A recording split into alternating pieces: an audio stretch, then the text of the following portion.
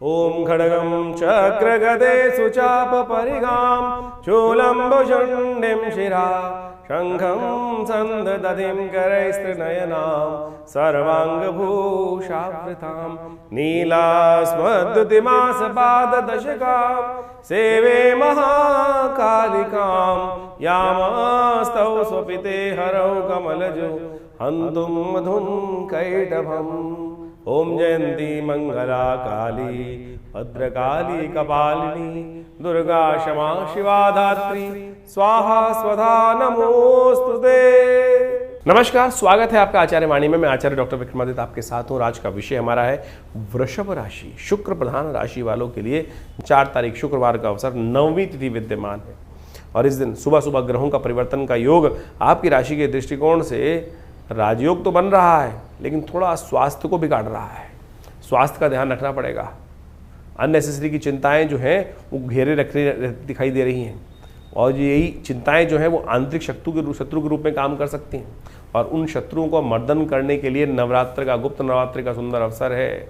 तो ऐसे में गुप्त नवरात्रि के अवसर पर भगवती काली को प्रसन्न करें। सर्वा बाधा प्रशमनम त्रैलोक्यस्य अखिलेश्वरी एवमेव तया कार्यम अस्मद्वैरी विनाशनम। तो इस प्रकार से अपने समस्त अंदर बैठे शत्रु, बाह्य बैठे शत्रुओं को समाप्त करने के लिए भगवती से प्रार्थना करें। विवेकानंद योगाश्रम में इस दिन पूर्णाहुति का यज्ञ रहेगा गुप्त नवरात्र का, तो आप सब लोग चाहें तो उस यज्ञ में भी सम्मिलित हो सकते हैं। अपने नाम से ब्राह्मण की व्यवस्था भी कर सकते हैं, पंडित जी की व्यवस्था कर सकते हैं। वो सब आपके लिए शुभ योग बनाएगी। माँ भगवती का सुंदर शिव विग्रह आश्रम पे जो विराजमान है वो 500 साल पुराना भगवती का चमत्कारिक शिव विग्रह है, जो पाकिस्तान से, मुल्तान से हमारे यहाँ आश्रम पर जब आज़ादी के टाइम पर आया और बहुत आज भी उनकी चमत्कारिक शिव विग्रह विद्यमान है। तो आप उनका दर्शन करेंगे तो देखिए सुंदर योग बनेगा, कल्याण के योग बनेंगे। 5 तारीख शनिवार का अवसर है, 10वीं तिथि विद्यमान है और इस दिन सर्वार्थ सिद्ध योग का निर्माण भी हो रहा है।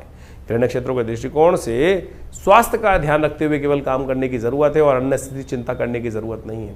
यदि इन 2 चीज़ों को आपने चिंताएं हटा दी और साथ साथ स्वास्थ्य का ध्यान रखा तो फिर तीसरा फैक्टर जो है वो सफलता, वो आपको अवश्य मिलता दिखाई देगा।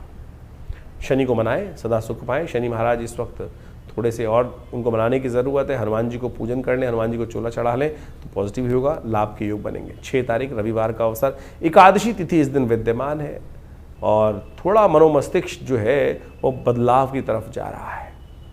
जो हल्का सा कहीं ना कहीं थोड़ी कमी थी उसमें ठीक होने के योग बनते दिखाई देंगे। दोपहर तक जो ग्रहों का योग परिवर्तन की तरफ जा रहा है वो कहीं ना कहीं थोड़ा उदय कर रहा है। ऐसे में थोड़ा सा रास्ता देना चाहिए आपको। दूध का दान करना, शिव पर थोड़ा दूध का अर्पण करना, यह आपके लिए बहुत कल्याणकारी रहेगा। इस दिन विशेष तौर पर सबसे बड़ा परिवर्तन जो हो रहा है वो है देव शयन हो रहा है, लेकिन बृहस्पति का उदय हो रहा है। बृहस्पति जाग रहे हैं लेकिन देवता शयन करने जा रहे हैं और ये आखिरी देव शयनी एकादशी जो होती है वो विशेष तौर पर ग्रह नक्षत्रों के दृष्टिकोण से हम समझें तो उस दिन देव शयन हो जाता है। 4 महीने तक देव शयन रहता है। कार्तिक एकादशी को जाकर, कार्तिक मास की एकादशी, देव जो उठनी एकादशी होती है उस दिन जाके देवता जागते हैं।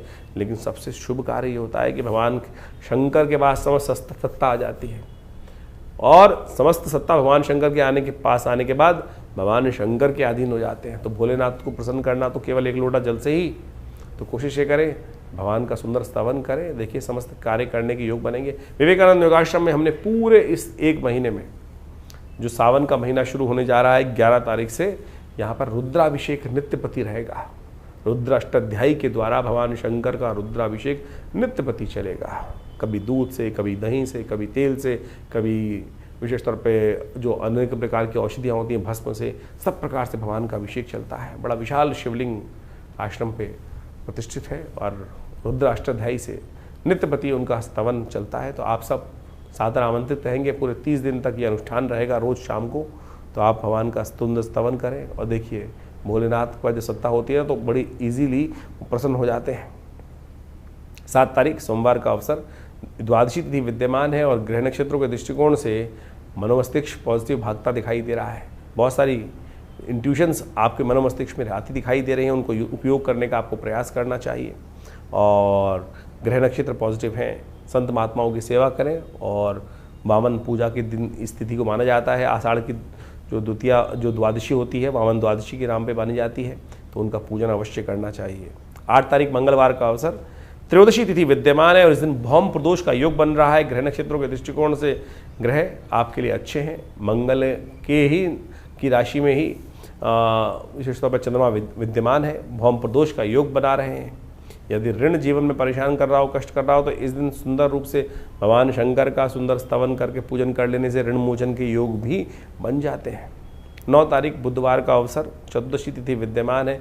ग्रह नक्षत्रों के दृष्टिकोण से मन थोड़ा बंधन में रहता दिखाई दे रहा है, लेकिन फिर भी कहेंगे ग्रह आपके फेवर में ही है, इसलिए सही दिशा की आवश्यकता है। मन कहीं ना कहीं भटकाव की तरफ जा सकता है, यदि सही दिशा मिल जाए तो आप बहुत चीज़ें अच्छी हो सकती हैं। इन दिनों आपका मन जो है ना 2 भावों में भटकता दिखाई देगा, धर्म करूं या अधर्म करूं, ये करूंगा तो धर्म होगा, ऐसा कर लूंगा तो अधर्म हो जाएगा। इसके लिए सही गुरु की आवश्यकता है, सही गुरु के दिशा निर्देशन की आवश्यकता है। और इस दिन गुरु पूर्णिमा का सुंदर योग बन रहा है 10 तारीख को, और गुरु पूजन करके, गुरु वंदन कर आप सही दिशा प्राप्त करने का प्रयास करें, गुरु की आज्ञा का अनुसरण करने का प्रयास करें। अंधकार प्रकाश में परिवर्तित हो जाएगा। 10 तारीख को बृहस्पतिवार, पूर्णिमा तिथि, सत्यव्रत का योग, ग्रह नक्षत्र गजकेसरी योग बनाकर आपके लिए तैयार हो रहे हैं, और ये कहीं ना कहीं लाभ के रास्ते आपके लिए खोल सकते हैं। आशीर्वाद की ज़रूरत है, गुरु महाराज का आशीर्वाद लेकर काम करने का प्रयास कीजिए, देखिए कृपा होगी, सही दिशा प्राप्त होगी। हाँ, एक बात ध्यान रखना, इन दिनों आप अपने गुरु स्वयं बने हुए हैं। किसी की बात अच्छी नहीं लग रही है आपको, केवल अपनी जगह चल रही है, तो उससे हटके चलने का प्रयास करें। जो बड़े लोग बता रहे हैं उनके अनुसरण करने का प्रयास करेंगे तो अच्छा रहेगा। तो इस प्रकार से आपने ग्रहों की विवेचनाओं को, ग्रहों के योगों को समझा कि आपके दिन पर दिन किस प्रकार के जुलाई के आरंभ काल में ग्रहों का योग बनेगा, और ये योग आपके जीवन पे किस प्रकार से प्रभाव डाल रहा है। देखिए, ये तो योग जो है वो हमेशा बनते आते हैं, और उन योगों का प्रभाव तो आपकी राशि के दृष्टिकोण से, आपके लग्न के दृष्टिकोण से पड़ता ही है। सबसे पहले ये हमको समझना चाहिए कि हमारी राशि मुख्य है या लग्न की राशि मुख्य है या सूर्य की राशि मुख्य है। क्योंकि सबसे ज़्यादा प्रश्न जो इस वक्त हमारे चैनल पर लोगों के द्वारा पूछे जा रहे हैं, या किसी भी ज्योतिषी कार्यक्रम को देख के लोगों के मन में उठता है, वो यही है कि मैं अपनी राशि कौन सी देखूँ।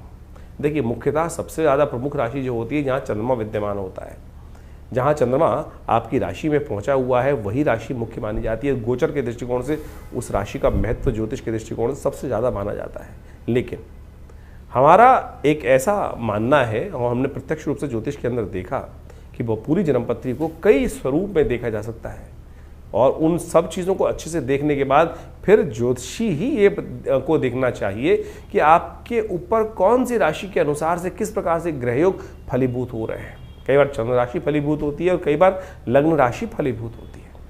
वो ग्रहों पे के योग के ऊपर निर्धारित होता है कि ग्रहों के योगायोग किस प्रकार से, किस व्यक्ति के दृष्टिकोण से कौन से ग्रह कार्य कर रहे हैं, कौन से ग्रह सुप्त अवस्था में है, कौन से ग्रह जागृत अवस्था में है, कौन से ग्रह स्वप्नादि अवस्था में है। तो इन सब चीज़ों की विवेचना करने के बाद फिर ये निर्धारित किया जाता है। चंद्र राशि वैसे फिर भी आप सही तरह से देख सकते हैं, आपके जन्मपत्री के अनुसार से चंद्रमा जिस राशि में विद्यमान है उसको चंद्र राशि बोला जाता है। उसके अनुसार से आप देखेंगे तो आपका फल बिल्कुल मैच होगा।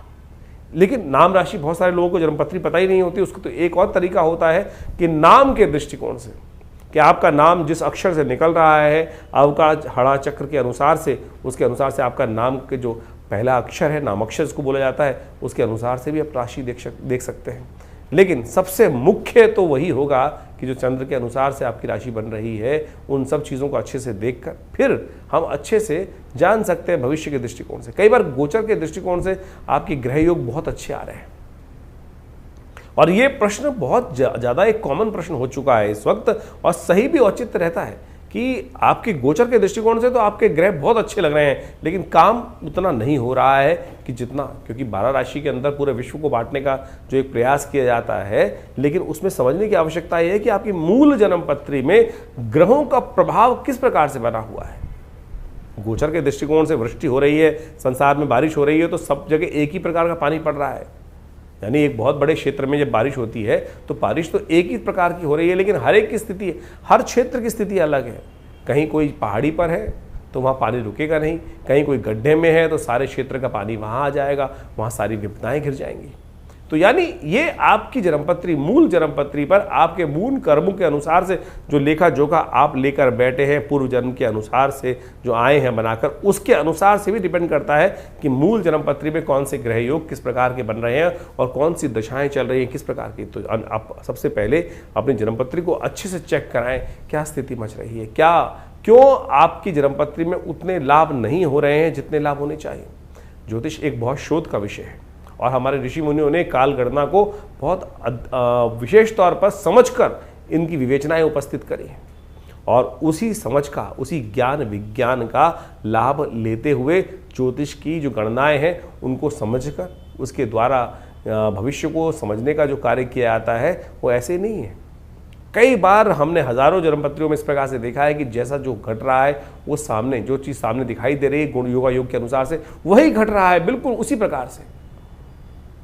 तो यदि कष्ट का निवारण चाहते हैं, कष्टों को भगाना चाहते हैं, तो जन्मपत्री को सही से समझकर और उसके अनुसार से उसके भविष्य के दृष्टिकोण से जो आपके लिए खास ज़रूरत है। देखिए, बड़े भाग्य मानुष तन पावा, बड़े भाग्य से मानुष तन मिलता है और ऐसे ही नहीं दुख में निकालने के लिए है, इन दुखों को समाप्त करने के लिए एक दिशा पकड़ने की आवश्यकता है, दिशा बदलने की आवश्यकता है। दशा स्वयं बदल जाएगी। दिशा किस प्रकार से पकड़ी जाए, किस मार्ग पे चला जाए, चलना ही तो है। और चलना यदि गलत मार्ग पे होगा तो गलत तरफ हमको लेके जाएगा, सही मार्ग पकड़ लेंगे तो सही तरफ चलते चले जाएंगे। तो यही जो दिशा हमको ज्ञान विज्ञान के माध्यम से मिले तो वो विशेष तौर पर हमारे जीवन में कल्याण का मार्ग बना देती है, सही रास्ता हमको दिखा देती है। तो आप अच्छे से समझें आपकी जन्मपत्री में कौन से ग्रह योग किस प्रकार के हैं। गोचर के दृष्टिकोण से तो हम बता ही रहे हैं आपकी राशि में किस प्रकार के योग बन रहे हैं। और इस वक्त आषाढ़ के महीने के अंतिम अवसर पर जो ग्रहों का योगा योग बनकर तैयार है वो आपने अच्छे से देखा। शनि महाराज अब अपनी राशि को में जो बदल कर पूरे स्थिर हो चुके थे फिर वक्री होने जा रहे हैं। इसी जुलाई में वो वक्री हो जाएंगे और जिस भाव में चल रहे हैं कहा जाता है वक्री ग्रह और ताकतवर हो जाता है। षडाष्टक योग शनि मंगल का बनकर शनि के साथ मंगल का जो तैयार हो रहा है वो कहीं ना कहीं फिर एक विश्व में उपद्रव की जो चिंगारी है उसको भड़का सकता है। जो लोग कह रहे थे कि शांति हो गई है, ये पुनः शनि महाराज वक्री होने के बाद 4 महीने वक्री रहने वाले हैं शनि महाराज। अच्छी बात यह है कि बृहस्पति उदय हो रहे हैं। बृहस्पति जो उदय हो रहे हैं वो एक बहुत अपना शामक प्रभाव, अतिचारी बृहस्पति जैसे ही पिछले करीब करीब मई में परिवर्तन किया था उसके बाद परिवर्तन करते ही कुछ दिन बाद ही वो अस्त हो गए सूर्य के सन्निकट आने के कारण से। अब पुनः वो जागृत हो रहे हैं, उदय हो रहे हैं और अपना प्रभाव पूरी तरह से दिखाएंगे। हमने आपकी राशि के दृष्टिकोण से उस पूरे के पूरे जो रास्ता है बृहस्पति और शनि महाराज के वो सब आपके समक्ष तथ्यात्मक तौर पर रखने का प्रयास किया है, उसको आप अच्छे से समझ लें। और फिर भी कोई प्रश्न मन में यदि आ रहा हो तो चिंता ना करें, हम आपके साथ हैं। यदि आप खुद मिलना चाहते हैं आश्रम पे तो रविवार को हम मिलते ही हैं हर व्यक्ति के साथ। सुबह 8 बजे से लेकर करीब करीब जो 10 साढ़े 10 बजे तक विशेष कार्यक्रम रहते हैं उन सब में बहुत सारे लोग आकर यज्ञ में सम्मिलित भी होते हैं, माँ भगवती का आशीर्वाद भी लेते हैं और अपने प्रश्नों का निवारण भी जान लेते हैं। और यदि बहुत दूर है तो फ़ोन पे आयुष जो आप विशेष तौर पर अपॉइंटमेंट्स का प्रोसेस है, आप फ़ोन नंबर चल रहे हैं उन पर संपर्क साध कर अपने प्रश्नों का निवारण जान सकते हैं और उस उपायों को कर कर आप अच्छे समस्याओं को दूर करने का योग बना सकते हैं।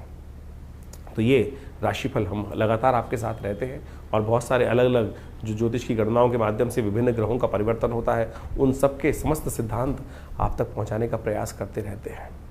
तो इन सबको समझें, जीवन में सही मार्ग को पकड़ें, सत्य मार्ग को पकड़ें और फिर आगे चलने का प्रयास करें तो अच्छा रहेगा। धन्यवाद आप सबका।